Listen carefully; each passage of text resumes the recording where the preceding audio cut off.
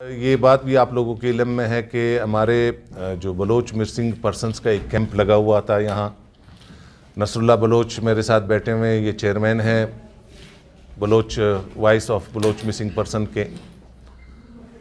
میں خود بھی بذات خود ایک ہم نے اسپیشل ڈیسک بنایا ہوا تھا اور کوئی 6-7 سال تک اس ڈیسک کو میں ہیڈ کرتا رہا. مئی جون میں اس کیمپ میں ہمارے رہبر اور رہنما ہیں, دوست ہیں, ہمارے لیڈر ہیں نوابزادہ حاجی لشکری رحسانی اپنے دوسرے سیاسی رفقا کے ساتھ ان کے کیمپ کا دورہ کیا.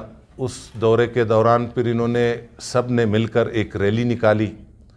ریلی TNT چوک پر ایک علامتی انداز میں دھرنا دیا. اس دھرنے کے فوراً بعد اس نالائق اور ناکام حکومت نے ایک FIR درج کرائی ان تمام سیاسی لیڈران کے خلاف.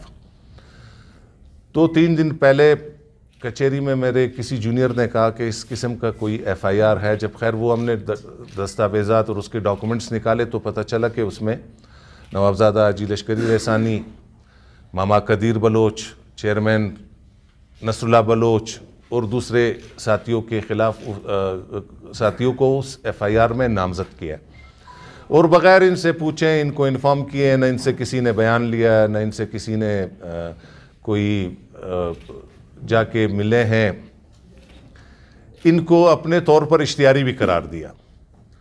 اب جب ہمارے علم میں یہ بات آئی, اب ایسا ہے کہ وہ FIR سے تو ہم نہیں گھبراتے, یہ تو سیاسی لوگوں پہ ہوتے رہتے ہیں, مگر اس قسم کے اونچے ہتھکنڈے میرے خیال میں کسی سیاسی رہبر رہنما کو سیاست سے کنارہ کش یا دور رکھنے کی ایک سازش ہے کہ کسی اسٹیج پہ آ جائے. اب کسی کے علم میں بھی نہیں ہے, اگر کوئی کسی الیکشن کے لیے کوئی کاغذات نامزدگی جمع کرائے تو اس کو پتہ چلے کہ بھئی یہ تو اشتہاری ہے اس کیس میں. پھر اب ایک ڈپارٹمنٹ انہوں نے بنایا ہوا ہے سواس, کہ جو اشتہاری ہوتے ہیں اس کے کارڈ اس میں انٹر کر دیتے ہیں, وہ کسی بھی جگہ ٹریول نہیں کر سکتا ہے. اس کی کارڈ پہ اگر بیرون ملک یا اندرون ملک کسی بھی ریلوے اسٹیشن, بس سٹاپ یا کسی بھی چیک پوسٹ ایئرپورٹس پر وہ آ جائے گا کہ آپ تو اشتہاری ہو اس کیس میں. تو یہ تمام ایک سازش کے تحت سوچے سمجھے منصوبے کے تحت کیا گیا, جس کی اس فورم سے میں مذمت کرتا ہوں اور اس کے لیے انشاءاللہ ہمارے سارے رفقائے کار ہیں اس سب کو سیاسی اراکین کو اس میں نامزد کیا ہے. ہم اس کے لیے عدالت سے بھی عنقریب رجوع کریں گے انشاءاللہ, اس کا بھی پتہ چل جائے گا آپ لوگوں کو. تو آج کا یہ جو اہتمام تھا, جو یہ گزارشات آپ کے گوش گزار کرنی تھی اسی نسبت سے کہ ایک سازش کے تحت سیاسی میدان سے آؤٹ کرنے کی ایک ناپاک کوشش کی گئی, جس کی ہم مذمت کرتے ہیں.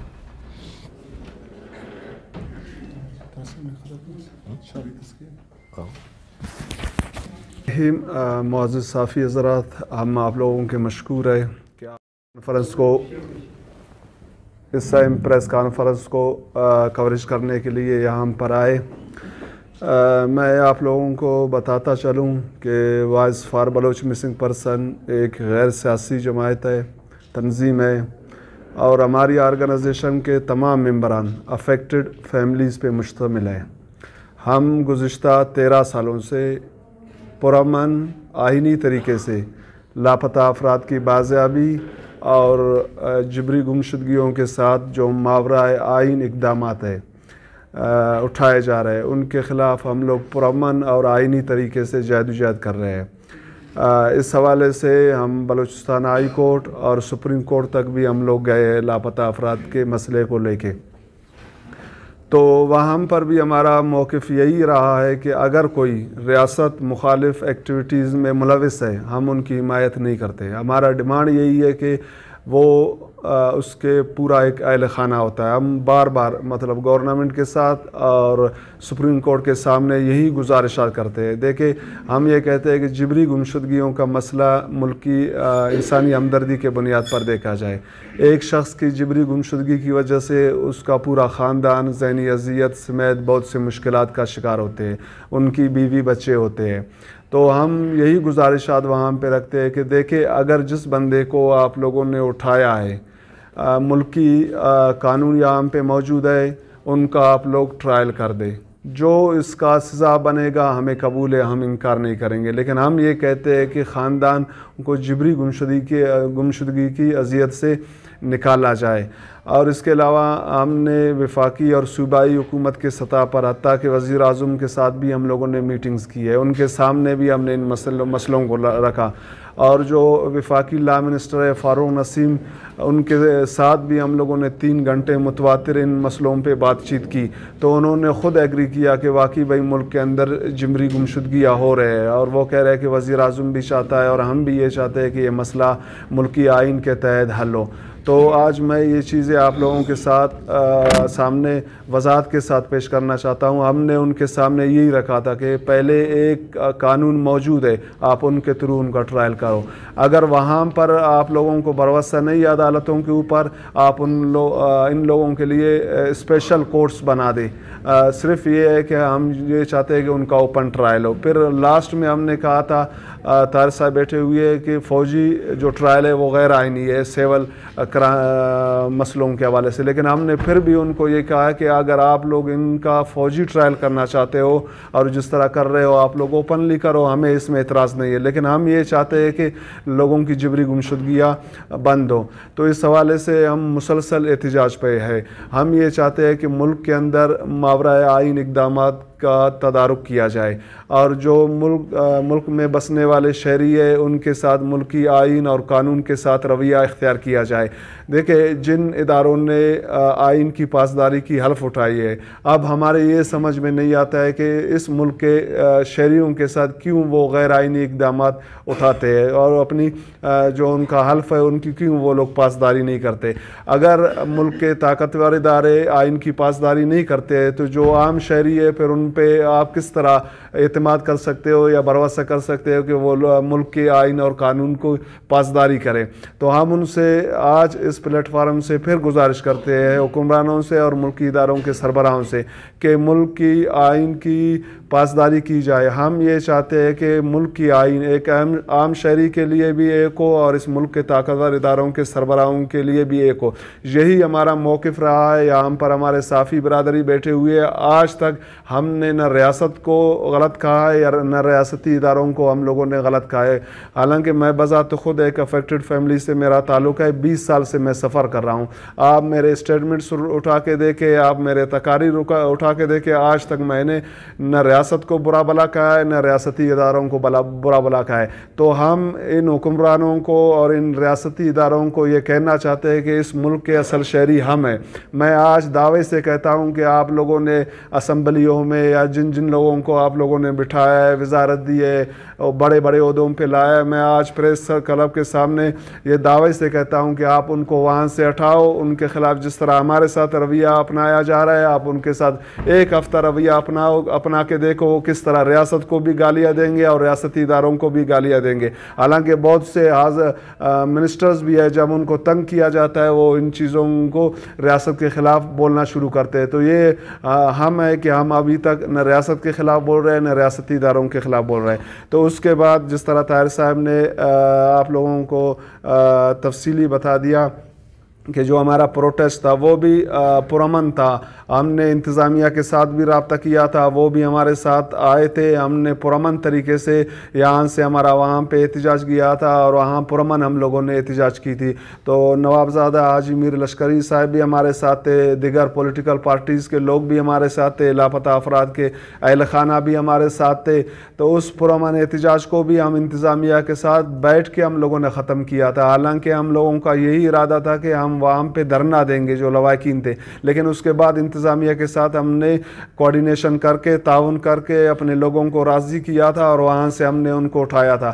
تو اب یہ ہمارے سمجھ سے بالاتر ہے کہ اس طرح کے اقدامات یہ کیوں اٹھائے جا رہے ہیں ہمارے خلاف, ہمارے آرگنائزیشن کے خلاف, نوابزادہ حاجی میر لشکری کے خلاف, اور حتیٰ کہ مطلب جو FIR ہے ان میں 250 سے 300 کے قریب خواتین اور مردوں کے خلاف. تو اب افسوس یہ ہوتا ہے کہ جو لواحقین کئی سالوں سے 10 سالوں سے 15 سالوں سے 20 سالوں سے صرف یہ کہہ رہے ہیں کہ ہمارے لوگوں کو بازیاب کیا جائے, ان پہ کوئی الزام عدالت میں لایا جائے یا پھر ان کے حوالے سے ہمیں بتایا جائے کہ وہ یہاں پر ہے.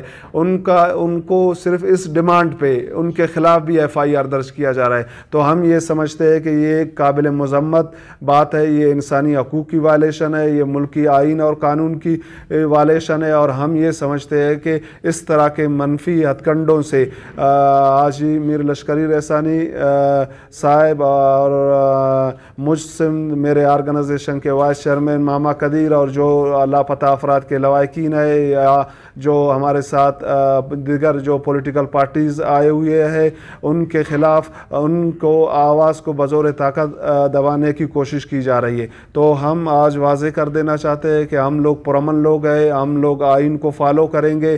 ہم وزیر اعلیٰ سے مطالبہ کرتے ہیں کہ یہ ایک غیر آئینی FIR درج ہوا ہے, اس کا فوری طور پر نوٹس لے.